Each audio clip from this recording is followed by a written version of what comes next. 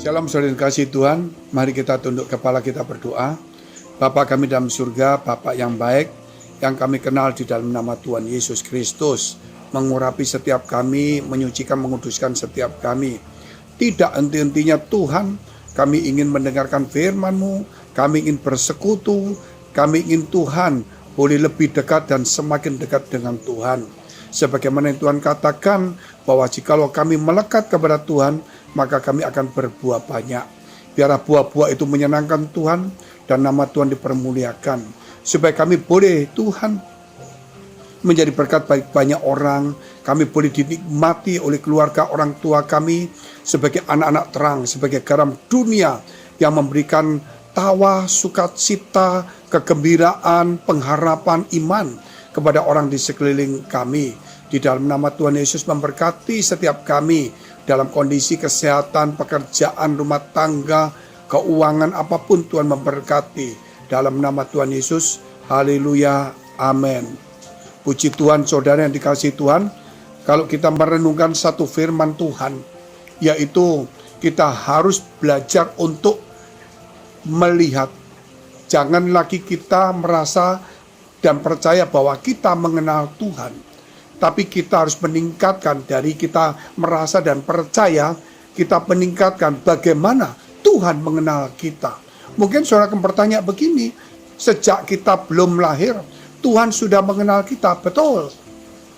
Karena Tuhan Maha Tahu, Dia telah memilih, memanggil kita, dan kita telah dikenal Tuhan sebelum kita mengenal Tuhan.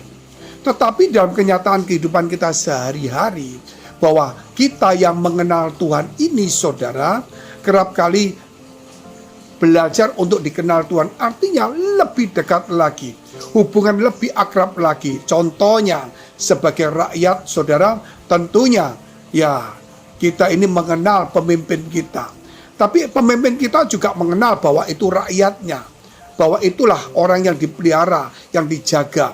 Tetapi secara pribadi belum tentu pemimpin itu mengenal rakyatnya satu persatu.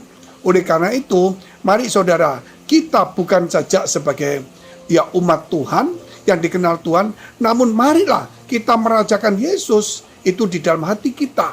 Supaya saudara, bukan hanya kita mengenal Yesus, tapi kita dikenal karena lebih dekat. Mungkin saudara akan bertanya, Pak, ini kok pelajarannya agak aneh ya? Tetapi saudara pelajarin, yaitu dalam Galatia 4 ayat 9. Tetapi sekarang sesudah kamu mengenal Allah, atau lebih baik sesudah kamu dikenal Allah. Nah, ini saudara yang perlu kita renungkan kembali, bahwa sesudah kita mengenal Tuhan, atau lebih baik sesudah kamu dikenal Tuhan, artinya ada peningkatan. Jadi jangan berkata bahwa kita ini dikenal Tuhan sejak awal. Memang iya, saudara, betul.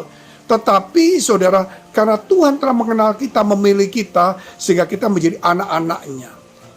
Dan kemudian kita mengenal Tuhan. Terlebih lagi saudara, jangan sampai kita hanya mengutamakan, membicarakan bahwa aku mengenal Tuhanku. Membaca firman. Apakah perbuatan hidup kita, kelakuan perkataan kita, komitmen kita, ibadah kita, bisakah itu sampai kita dikenal Tuhan? Ini loh anakku yang kukasihi. Ketika Bapak menunjuk Yesus, kepadanya aku berkenan. Demikian juga, oh itu Fengki, oh itu Amin, itu Markus. Aku kenal, aku panggil dia dari kota ABCD. Tetapi apakah Tuhan berkata, lihatlah si Amin, lihatlah Markus ini, bagaimana dia orangnya saleh, orangnya tetap tekun, ibadah, melayani sungguh-sungguh. Lihatlah sebagaimana Tuhan pernah bicara juga kepada iblis, menunjuk kepada Ayub. Ketika iblis datang kepada Tuhan di zaman sebelum perjanjian baru, yaitu iblis masih mudah pergi ke surga menjumpai Allah. Tetapi perjanjian baru, iblis sudah dibuang di bumi. Tetapi sejak sebelum Yesus turun, iblis datang. Dan kemudian Tuhan bertanya, kemana kamu mengelilingi bumi? Adakah kamu melihat hambaku Ayub? Bukankah dia orang yang saleh, saudara? Kenapa? Yang lain Tuhan tahu. Tetapi yang diutamakan adalah Ayub. Kenapa? Karena ada kesalehan, hidupnya sungguh-sungguh kepada Tuhan, orang yang beribadah sungguh-sungguh. Nah, ini yang saya maksudkan hari ini. Mari saudara, kita berlomba-lomba dalam pertandingan iman kita. Sehingga jangan kita menjadi orang-orang biasa saja di gereja. Dalam pelayanan biasa-biasa, dalam ibadah biasa-biasa, kita harus menjadi orang yang luar biasa. Supaya saudara, bahwa kita dikenal Tuhan lebih dekat. Ini loh anakku, inilah hambaku, inilah pelayanku, inilah dan sebagainya saudara.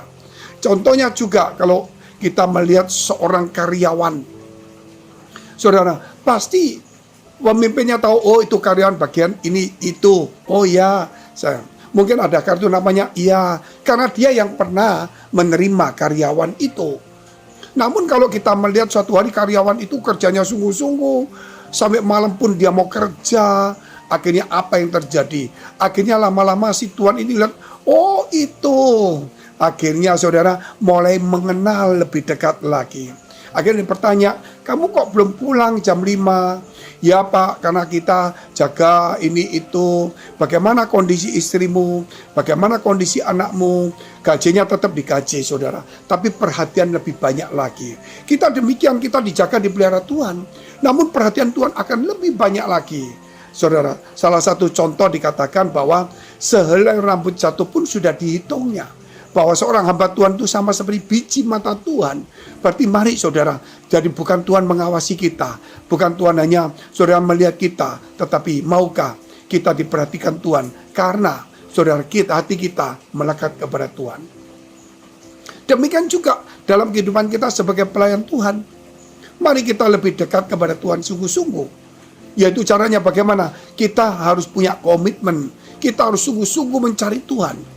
Saya bacakan kembali Galatia 4 ayat 9. Tetapi sekarang sesudah kamu mengenal Allah, atau lebih baik, sesudah kamu dikenal Allah, bagaimanakah kamu berbalik lagi kepada roh-roh dunia yang lemah dan miskin, dan mau memulai memperambakan diri lagi kepadanya? Ini saudara, ketika kita mulai sungguh-sungguh melayani, cinta Tuhan mula-mula, kasih mula-mula itu hilang. Kemudian kita mulai berbalik mengandalkan manusia, memakai strategi politik untuk mencari keuntungan sendiri. Kita lupa mengandalkan Tuhan, kita lupa berpengharapan kepada Tuhan. Saudara, dari sinilah kalau kita melihat bahwa kita mulai berbalik kepada dunia. Kita mulai berpaling, saudara, sama seperti istri Lot. Ketika keluar dia menoleh ke belakang sehingga menjadi tiang garam. Sampai hari ini kita belum menjadi tiang garam, karena Allah masih menuntun kita. Tetapi jangan terus menerus saudara, supaya jangan lagi kehidupan kita menjadi sesuatu yang tidak berkenan atau tidak menjadi berkat atau tidak dikenal secara pribadi oleh Tuhan.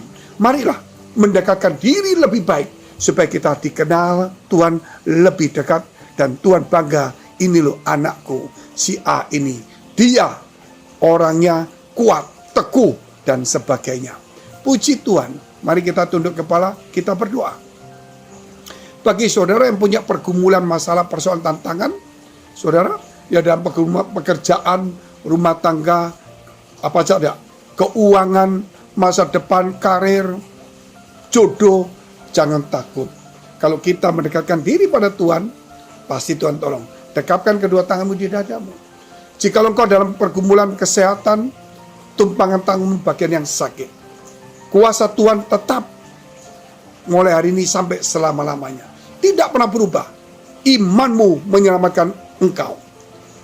Terima kasih Tuhan, kami berdoa supaya iman mereka menyembuhkan, memulihkan, menguatkan mereka. Bahkan Tuhan membuka berkat, jalan keluar, hikmat, marifat, supaya mereka menjadi orang yang berhasil dan diberkati Tuhan, menjadi pemenang-pemenang. Di dalam nama Tuhan Yesus kami sudah mengucap syukur dan berdoa. Haleluya, amin. Jika saudara masih membutuhkan pelayanan doa dan konseling, silakan hubungi nomor tertera di bawah ini. Tuhan Yesus memberkati.